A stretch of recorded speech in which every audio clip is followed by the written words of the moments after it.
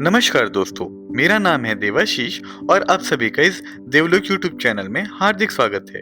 तो दोस्तों, mythology series की इस दूसरी कहानी में हम आप सभी के साथ शेयर करने जा रहे हैं महाभारत के एक ऐसे असुर की कहानी जिन्होंने अपने पराक्रम और मायावी शक्तियों से महाभारत में युद्ध की परिभाषा को ही बदल कर रख दिया था। और जहां इनकी मृत्यु से पूरा पांडव खेमा दुख में व्याकुल था, वही ऐसी विकट परिस्थिति में भी श्री कृष्ण जी अपने मुस्कान को रोक नहीं पाए, क्योंकि उन्हें इस चीज का ज्ञान था कि इनके इस बलिदान से पांडव महाभारत के इस युद्ध में जीत के काफी निकट आ चुके हैं। तो दोस्तों, हमारी आज की कहानी है बलशाली पांडव भीम और राक्षसी हिडिंबा के पुत्र घटोत्कच की कहानी।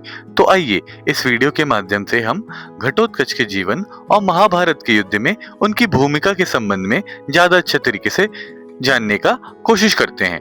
महाभारत के प्रथम अध्याय आदि पर्व में किए गए उल्लेख के अनुसार पांडवों और कौरवों के बीच चौसर का खेल खेला जाता है, जिसमें पांडवों की हार होती है और जीत की शर्त के अनुसार दुर्योधन सभी पांडवों को 13 वर्ष की अवधि के लिए हस्तिनापुर से दूर वनवास में जाने का आदेश देता है। पांडवों के वनवास की अवधि के दौरान भी दुर्योधन हमेशा ही उनकी मृत्यु के नए षड्यंत्र रचता था, जिससे हस्तिनापुर साम्राज्य में पांडवों का उत्तराधिकार समाप्त हो जाए।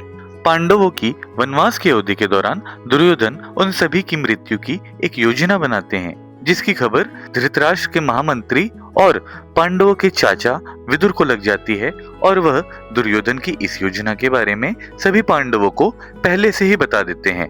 विदुर से यह सुझाव प्राप्त कर पांडव वनवास के अपने अगले चरण में उत्तर प्रदेश के बरनावा गांव में पहुंचते हैं, जहां पर वह एक लाक्षागृह में रहते हैं। यह लाक्षागृह किसी और ने नहीं बल्कि स्वयं दुर्योधन ने बनवाया था, यह सोचते हुए कि वह इसमें आग लगाकर सभी पांडवों को समाप्त कर देगा। लेकिन पांडव बड़ी ही चतुराई से दुर्योधन के इस जाल में से सुरक्षित बाहर आ जाते हैं और वह अपने वनवास के अगले पड़ाव यानी कि काम्यक वन की ओर आगे बढ़ते हैं। यही वह वन है जहां से हमारे इस वीडियो के मुख्य किरदार की कहानी शुरू होती है। काम्यक वन में अपने वनवास के दौरान जब एक रात सभी पांडव सो रहे होते हैं और भीम उनकी रक्षा करते हैं, तभी उस जंगल के एक राक्षस हिडिंबा अपनी बहन हिडिंबी को पांडवों के पीछे यह कहकर भेजते हैं कि वह उन्हें खत्म कर दे और उन्हें हिडिंबा के पास लेकर आए। लेकिन हिडिंबी हिडिंबा के इस योजना के बारे में भीम को बता देती है, जिसके बाद भीम और हिडिंबा में एक युद्ध होता है और अंततः भीम हिडिंबा का वध कर देते हैं। भीम के व्यक्तित्व से आकर्षित होकर हिडिंबी उन्हें विवाह का प्रस्ताव देती है, लेकिन कुंती उन्हें यह कहती है कि अगर इनका विवाह होता है तो भीम और हिडिंबी तभी तक साथ रह सकते हैं जब तक उनका संतान न हो जाए। और इसी के साथ हिडिंबी और भीम का विवाह हो जाता है। विवाह के कुछ समय के पश्चात घटोत्कच का जन्म होता है। घटोत्कच का सर घड़े के आकार का था और उनके सर पर कोई बाल नहीं थे, इसलिए उनका नाम घटोत्कच रखा जाता है। घटोत्कच पांडवों के बड़े प्रिय थे और पांडव उन्हें अपना सबसे बड़ा बेटा मानते थे, लेकिन कुंती को दिए गए वचन के अनुसार घटोत्कच के जन्म के बाद पांडव हिडिंबी और घटोत्कच को छोड़कर अपने वनवास में आगे निकल पड़ते हैं। घटोत्कच अपनी मां हिडिंबी के साथ वन में ही रहते हैं और बहुत कम आयु में ही वह बहुत पराक्रमी योद्धा बन जाते हैं। भीम और हिडिंबी के पुत्र होने की वजह से उनमें बल और मायावी शक्तियों का मिश्रण था। इसके साथ ही साथ घटोत्कच पांडवों के भी संपर्क में रहते हैं और उन्होंने भीम को एक ऐसा वरदान दिया था कि वह जरूरत पड़ने पर घटोत्कच को जब भी याद करेंगे वह उनके सामने प्रकट हो जाएंगे। इस प्रकार घटोत्कच विपद परिस्थितियों में पांडवों की सहायता भी किया करते थे। घटोत्कच का विवाह अहिल्यावती से हुआ, जो एक सर्प कन्या थी, और इनसे इनके 3 पुत्र थे, जिनके नाम थे अंजनपर्व, मेघवर्ण और बार्बरिक।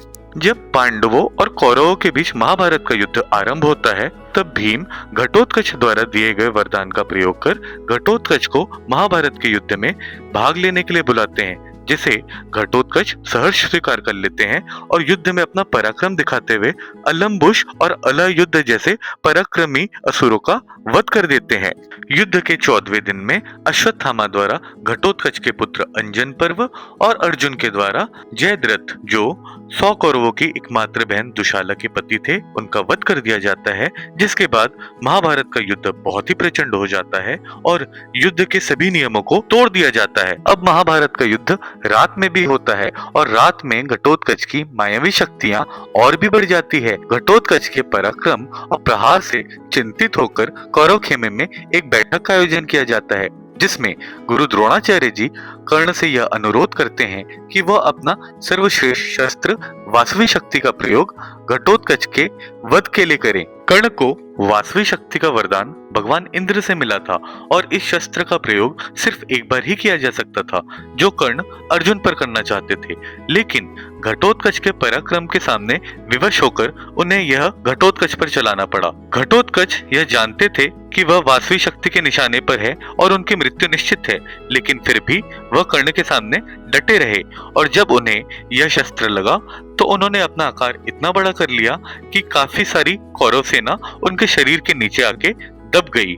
तो महाभारत में घटोत्कच की भूमिका यहीं पर समाप्त होती है, लेकिन उनके त्याग और बलिदान को ध्यान में रखते हुए कृष्ण अर्जुन के साथ मिलकर एक योजना बनाते हैं और पूरे कौरव खेमे को समाप्त कर महाभारत का युद्ध जीतते हैं। तो अपनी मृत्यु के बावजूद घटोत्कच ने अपनी प्रतिज्ञा का पालन किया और उनकी कहानी हमें सिखाती है कि निस्वार्थ बलिदान, साहस और बुद्धिमानी का उपयोग कर व्यक्ति बड़े से बड़े उद्देश्य को सफल बनाने में अपनी महत्वपूर्ण भूमिका निभाता है। सामान्यतः घटोत्कच को पूरे भारतवर्ष में पूजा जाता है, लेकिन मनाली हिमाचल प्रदेश में स्थित इनका ट्री टेम्पल और चंपावत उत्तराखंड में स्थित मंदिर, जहाँ पे ऐसी मान्यता है कि यहाँ पे उनका सर गिरा था, दोनों ही बहुत प्रसिद्ध हैं। तो दोस्तों, हमारी आज की कहानी यहीं पे समाप्त होती है। और भी ऐसे माइथोलॉजिकल कहानियों के लिए हमारे YouTube चैनल देवलोक को लाइक करें, शेयर करें और सब्सक्राइब करें। धन्यवाद।